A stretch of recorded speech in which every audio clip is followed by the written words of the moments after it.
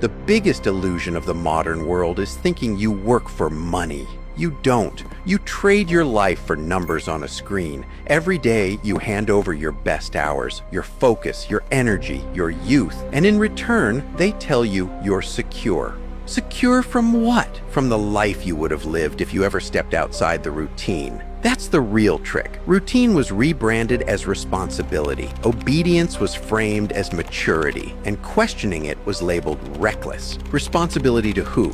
A company that doesn't know your name? A system that only values you while you're useful? Here's the part that stings. Every second you sell, someone else is buying freedom with it. Your time becomes their leverage. Your exhaustion becomes their comfort.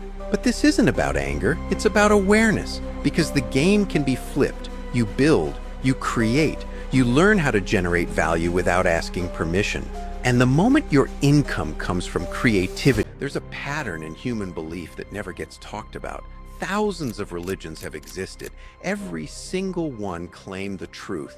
People prayed to Ra, Zeus, Odin the same way people pray today. They built temples, wrote scriptures, fought wars, died believing those gods were eternal. Now we call them mythology. Entire civilizations were organized around beliefs that no longer exist. So when someone says their religion is the final truth, remember this: every extinct religion said the same thing. And here's where it gets uncomfortable.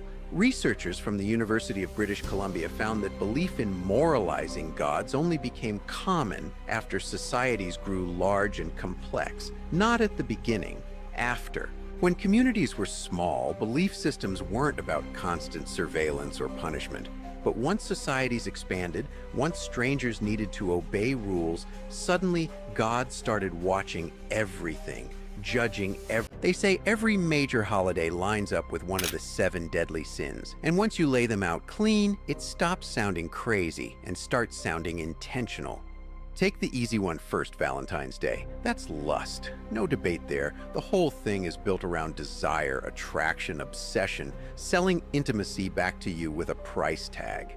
Thanksgiving is gluttony, and that one's obvious too. It's not about gratitude anymore. It's about excess, overeating, taking more than you need, bragging about how stuffed you are, like that's the point. Now, what about Christmas? That is greed, and people hate hearing that, but look around. Endless consumption, more gifts, bigger gifts, credit card debt dressed up as tradition, and somehow the birth it's supposed to represent becomes background noise.